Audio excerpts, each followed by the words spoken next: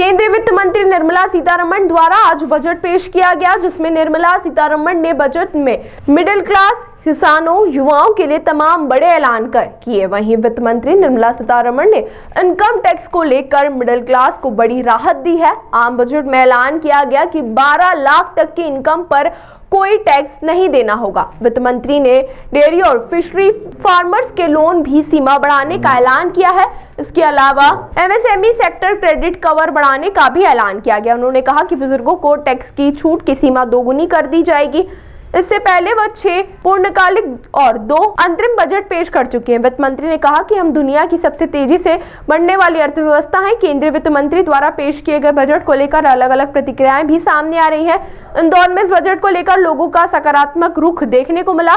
उद्योगपतियों सहित आम जन ने इस बजट को अच्छा बजट बताया। उद्योगपतियों और आम लोगों का कहना है कि इस बजट में सभी सेक्टर के लिए कुछ न कुछ देखने को मिला। हालांकि मिडिल क्लास पर खास फोकस करते हुए सबसे बड़ा ऐलान नए टैक्स स्लैब को लेकर रहा, वहीं जिसे बढ़ाकर 12 लाख कर दिया गया। इसको लेकर लोगों ने खुशी जाहिर की और इससे मिडिल क्लास के लिए अब तक का सबसे अच्छा बजट करार दिया है। बजट पेश किया है वो वाकई में आज का बजट अद्भुत बजट है। ये नए भारत के निर्माण की दिशा में एक ठोस कदम साबित होने वाला बजट है। 12 लाख तक की आय को इन्होंने टैक्स फ्री आय किया, जिससे मध्यम वर्ग के द्वारा जो पूंजी का संचय होगा वो वापस बाजार में आएगा। अब गवर्नमेंट एक्सपेंडिचर के माध्यम से नहीं, बल्कि ये जो बजट पैसा है ये मध्यम वर्ग खर्च करेंगे अपने परिवार के बच्चों की पढ़ाई पर, अपने नित्य रोज की ज़रूरतों पर। ये पैसा जो खर्च होगा बचत का टैक्स के रूप में जो चले जाता था, उससे बाजार को एक इकोनॉमी को बूस्ट मिलेगा, परचेज पावर लोगों की बढ़ेगी, तो उद्योगों का जो उत्पादन है वह तेज गति से आगे बढ़ेगा। और कई सारी जो एमएसएमई प्रमोशंस के लिए कई योजनाएं सरकार ने लागू की है। एडिबल ऑयल में आत्मनिर्भरता के लिए बात की है, कॉटन के लिए आत्मनिर्भरता की बात की है। बिहार के अंदर मखाना बोर्ड जैसी चीज़ का गठन किया गया है। छोटी छोटी चीज़ों पे सरकार का फोकस है। 10,000 करोड़ का startup fund of fund startups के लिए बनाया गया है। नई स्कीम एमएसएमई में schedule caste, schedule tribe, womens, इनके लिए लॉन्च की गई है। इस प्रकार की कई योजनाओं का आज घोषणा हुई है, जिसके सारे प्रारूप बहुत जल्दी हमारे बीच में होंगे। और 12 लाख तक की जो घोषणा हुई है ये एक ज़बरदस्त ऐलान है। बहुत बहुत शुभकामनाएं, बहुत बधाई आदरणीय निर्मला सीतारमण जी को। टैक्स पेयर्स के लिए कितना फायदेमंद है? टैक्स पेयर्स के लिए बहुत ज़्यादा फायदेमंद है। हमारे यहाँ भारत में जो अधिकतम टैक्स पेयर है वो इसी कैटेगरी में आते हैं। अब इन लोगों का पैसे की बचत होगी। अब जो 12 लाख तक की इनकम को सरकार ने माना कि घर चलाने के लिए आवश्यक है 1 लाख प्रति माह, तो मैं समझता हूँ कि अब कंपनियाँ भी टैक्स जो पैसा दे रही है वो अधिक देगी, उनका इनकम टैक्स बचेगा। और ये एक बहुत बढ़िया अद्भुत घोषणा है। उद्योगों के लिए किस तरह की? उद्योगों के लिए काफ़ी कुछ घोषणाएं सरकार द्वारा की गई है। एक छोटी घोषणा मैं आपको बताता हूं कि 5 लाख तक का ऋण वाला क्रेडिट कार्ड माइक्रो इंडस्ट्रीज को मिलेगा। ऐसे 10 लाख कार्ड पहले साल में ये लोग बांटने वाले हैं। इस प्रकार की कई लाखों करोड़ों रुपए की योजनाओं का घोषणा की गई है। भारत का बजट आज की तारीख में 50 लाख करोड़ पे पहुंच चुका है। 2014 में जो 12 लाख करोड़ का बजट था, आज भारत ने 50 लाख करोड़ का बजट की घोषणा की है।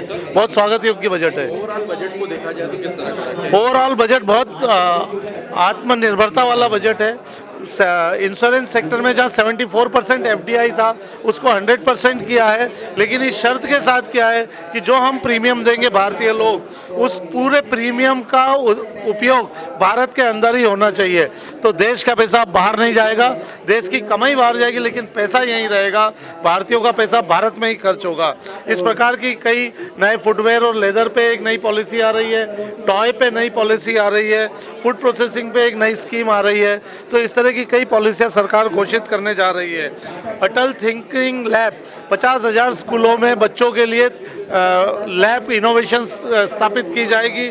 इस प्रकार की कई national centre of skill development, national centre of excellence, ये भी घोषणा इस बजट में की गई है। तो कई हमारे आईआईटीज़ की क्षमता भी बढ़ रही है बच्चों की पढ़ाई के लिए। तो उद्योगों को निश्चित तौर पर एक skill man power in IITs, in engineering colleges, in skill development centre से प्राप्त होगा। योगेश मेहता, अध्यक्ष association of industries Madhya Pradesh. हाँ, डेफिनेटली मैंने अभी आपसे कहा ही था कि आर्टिफिशियल इंटेलिजेंस को लेकर दुनिया में बहुत बड़ा काम हो चुका है। हो नहीं रहा है, हो चुका है। और पिछले 10-15 दिन से दुनिया की अर्थव्यवस्था, शेयर मार्केट, एआई की न्यूज़ पर आगे पीछे हो रहे हैं। बड़े मोमेंट्स आ रहे हैं। ऐसी दशा में हमारा भारत इस समय इस पॉइंट पर काफ़ी पीछे है और ये एक्सपेक्ट किया जा रहा था कि एआई के ऊपर बड़ा काम होना चाहिए। डेफिनेटली गवर्नमेंट ने इस बजट के अंदर एआई को शुरुआत करने के लिए, उस पर सपोर्ट देने के लिए 500 करोड़ के फंड की शुरुआत करने की बात की है। मेरे इंडिविजुअल सोच से कम 10,000 करोड़ से स्टार्ट करने की ज़रूरत थी।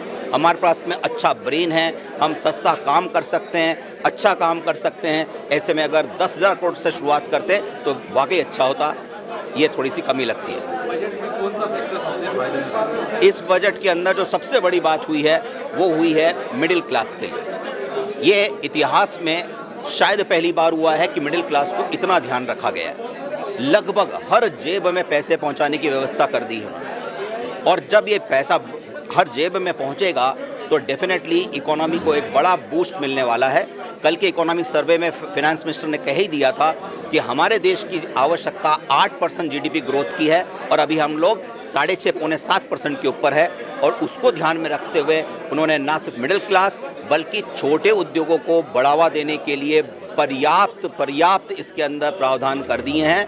अब आने वाला समय बताएगा कि हम किस तेज गति से हमारी अर्थव्यवस्था दुनिया के नक्शे पर आगे बढ़ती है। पूरे बजट का विश्लेषण करें तो क्या परफेक्ट है? बहुत अच्छा, बहुत ही अच्छा, शानदार बजट। कुछ छोटी मोटी कमियां हैं लेकिन शायद ओवरऑल कहें तो ये बजट बहुत अच्छा है। पूरी जनता के लिए हर वर्ग को ध्यान रखा गया है। गरीबों का तो ध्यान हर बजट में होता ही है, इंडस्ट्रीज़ का भी ध्यान कई बार होता है। अब की बार मिडिल सेक्टर को, मिडिल मैन को, कहना चाहिए कि जो मिडिल क्लास फैमिलीज हैं उनको विशेष, मध्यम वर्गियों के लिए विशेष रूप से इसमें प्रावधान किए गए। ये काबिल तारीफ है। मैं chartered accountant Sunil P Jain,